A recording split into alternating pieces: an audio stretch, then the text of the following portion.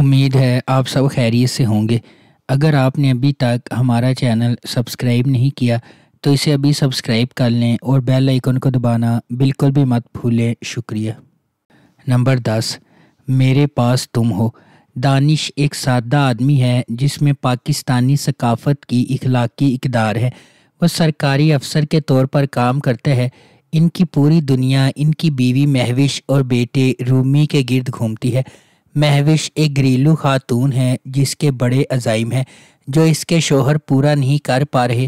وہ مہنگا ذائقہ رکھتی ہے اور اس کی خواہش ہے کہ اسے اپنی امیر دوست انوشے کے برابر دیکھا جائے۔ اس کے بعد مہوش اور دانش کو انوشے کے بھائی کی شادی میں مدعو کیا جاتا ہے جہاں وہ ایک امیر بزنس مین شہوار احمد کو پسند کرتی ہے۔ یہ بالآخر اس کے اثر و رسوخ، چاپلوسی اور دولت کی کشش کی وجہ سے ایک غیر ازدواجی تعلق کی شکل اختیار کر لیتا ہے، یہاں تک کہ وہ مہوش کو اپنے دفتر میں بہت زیادہ تنخواہ اور اضافی مراعات کے ساتھ ایک اعلیٰ عہدے کی نوکری کی پیشکش کرتا ہے۔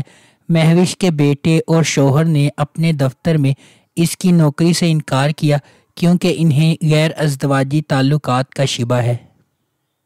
نمبر 9، خانی۔ کہانی کا آغاز صنم خان سے ہوتا ہے جسے خانی کہا جاتا ہے۔ وہ خان اور اس کے خاندان کے برعکس ڈرپوک اور بزدل ہے جو خانی اور اس کے جڑواں بھائی صارم کی آنے والی سالگرہ کی تیاریوں میں مصروف ہے۔ در اثنا صارم گریجویٹ ہونے والا ہے جب وہ میر ہادی نامی سیاستدان کے ایک امیر بگڑے ہوئے بیٹے کو ناراض کرتا ہے۔ ایک لڑائی ہوتی ہے اور ہادی صارم کو 4 گولیاں مار کر قتل کر دیتا ہے۔ نمبر 8، خدا اور محبت۔ سیزن کا آغاز ماہی اور اس کی بھابھی کے لاہور آنے سے ہوتا ہے۔ ایک آدمی جس سے وہ ملتی ہے تیمور ماہی کے بارے میں سوچنے سے نہیں رک سکتا۔ فرحاد نامی نوجوان غیر قانونی کام کرتا ہے، اس لیے اس کے والدین اسے کہیں کام پر بھیج دیتے ہیں۔ فرحاد اور ماہی ایک شادی میں ملتے ہیں اور ان کی دوستی ہو جاتی ہے۔ ماہی اس وقت کو گھر میں اپنی سخت زندگی سے رہائی کے طور پر استعمال کرتی ہے اور فرحاد کی دوستی سے لطف اندوز ہوتی ہے، لیکن فرحاد اس سے محبت کرتا ہے۔ فرحاد ماہی کے بھائی ناظم شاہ کے ڈرائیور کے طور پر کام کرنا شروع کر دیتا ہے اور اسے پتہ چلتا ہے کہ ماہی کا تعلق ایک بہت ہی امیر اور با اثر خاندان سے ہے جہاں اسے دیکھنا یا بات کرنا مشکل ہے۔ فرحاد کی دوستی دلاور نامی شخص سے ہو جاتی ہے۔ ایک اور خاتون نوکر سجل کو فرحاد سے محبت ہو جاتی ہے، لیکن وہ اسے بتاتا ہے کہ اس کی محبت کہیں اور ہے جس سے وہ پریشان ہو جاتی ہے۔ نمبر 7، تیرے بن۔ میرب ایک پرجوش اور خوبصورت نوجوان لڑکی ہے جو اعلیٰ تعلیم حاصل کرنا چاہتی ہے۔ اس کی پوری دنیا اس کے والدین کے گرد گھومتی ہے اور وہ ان پر سب سے زیادہ یقین کرتی ہے۔ اس کی مضبوط اور پر اعتماد شخصیت اسے اپنے آس پاس کی سماجی ناانصافیوں کے خلاف کھڑا کرتی ہے۔ اس کے برعکس مرتسم کا تعلق ایک طاقتور اور با اثر خاندان سے ہے۔ وہ اپنے خاندان کے اخلاق اور روایات کا احترام اور قدر کرتا ہے اور خاندان کو نیچا دکھانے سے انکار کرتا ہے۔ نمبر 6، رقص بسمل۔ سکینہ ایک نوجوان لڑکی اپنی محبت سے شادی کے لیے بھاگتی ہے۔ موسیٰ سکینہ کا کزن اور دودھ کا بھائی اپنے بھائی کے ساتھ شادی کی خفیہ تقریب نکاح کو روکنے پہنچ جاتا ہے۔ وہ اپنی بندوق ادھر ادھر لہراتا ہے اور سکینہ کا ہاتھ پکڑتا ہے۔ جب وہ گھر لوٹتے ہیں تو وہ سب کو جمع کرتا ہے اور بتاتا ہے کہ سکینہ کیا کرنے جا رہی تھی۔ سکینہ کے چچا نے اس کی شادی اپنے بیٹے عیسیٰ سے طے کر دی۔ نکاح سکینہ کی مرضی کے خلاف ہوتا ہے اور اس وقت وہ موسیٰ پر لعنت بھیجتی ہے کہ وہ کسی سے محبت کرے گا لیکن اس کی محبت حاصل نہیں کر سکے گا۔ نمبر 5، کیسی تیری خود غرضی۔ کیسی تیری خود غرضی کی کہانی ایک بزنس ٹائکون کے بیٹے شمشیر کے گرد گھومتی ہے جو ایک متوسط طبقے کے پس منظر سے تعلق رکھنے والی مہک سے محبت کرتا ہے۔ ڈرامے کے دوران کچھ ناخوشگوار واقعات رونما ہوتے ہیں اور مہک شمشیر سے نفرت کرنے لگتی ہے۔ چونکہ شمشیر کے گھر والے اس کی محبت کو قبول نہیں کرتے، اس لیے کہانی مزید الجھ جاتی ہے۔ دانش تیمور بطور شمشیر ایک کاروباری شخصیت کا بیٹا ہے، ضدی اور اپنی محبت کے لیے کسی بھی حد تک جانے کو تیار۔ درویش سلیم بحیثیت مہک ایک لیکچرار کی بیٹی ہے۔ طبیعت میں شائستہ ہے اور متوسط طبقے کے پس منظر سے تعلق رکھتی ہے۔ حماد شعیب بطور احسن مہک کے کزن اور منگیتر ہیں۔ شمشیر ایک غیر روایتی ماحول میں مہک سے محبت کرنے لگتا ہے اور محبت اور نفرت کے اس رشتے میں تقدیر کھو جاتی ہے۔ نمبر 4، دیوانگی۔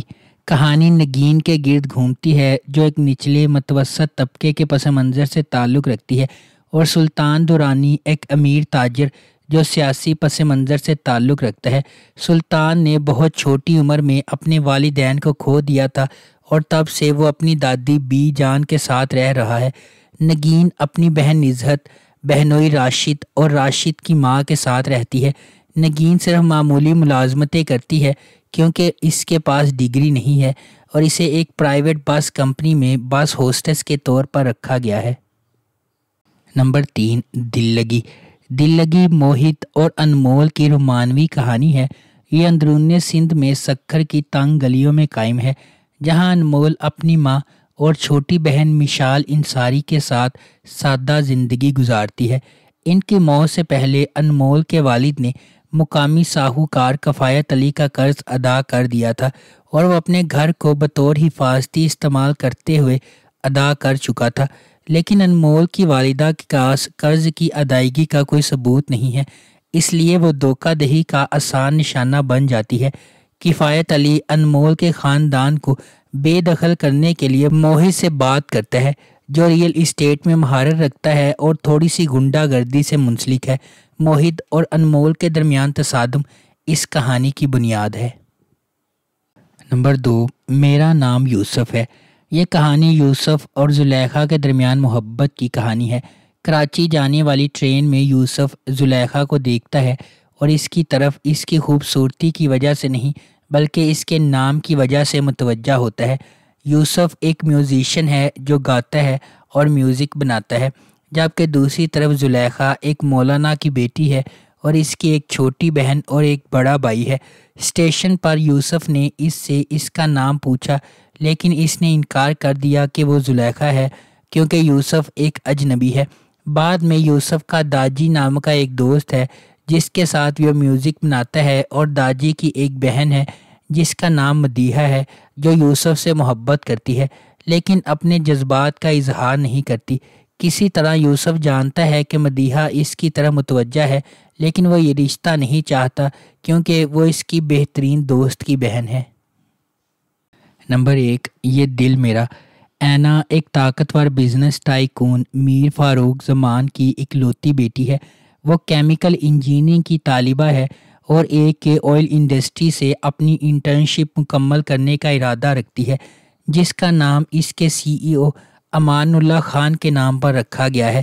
مختلف بات چیت کے بعد امان اپنی دلکش شخصیت کے ذریعے اینا کا دل جیت لیتا ہے اور اسے شادی کے لیے پرپوز کرتا ہے۔ امان نے تقریب سے چند دن پہلے شادی منسوخ کر دی اور برطانیہ چلا گیا، صرف بعد میں واپس آ کر اس سے شادی کر لیتا ہے جب وہ اس کی منت کرتی ہے۔ شادی کے بعد اینا کی زندگی میں اتار چڑھاؤ آتا ہے کیونکہ امان اس سے دشمنی کرنے لگتا ہے۔ وہ جوابات تلاش کرنا شروع کر دیتی ہے اور امان کے تکلیف دہ بچپن کے بارے میں جاننا شروع کرتی ہے، جس میں اس کے والدین اور بہن کو اس کے والد نے قتل کر دیا تھا۔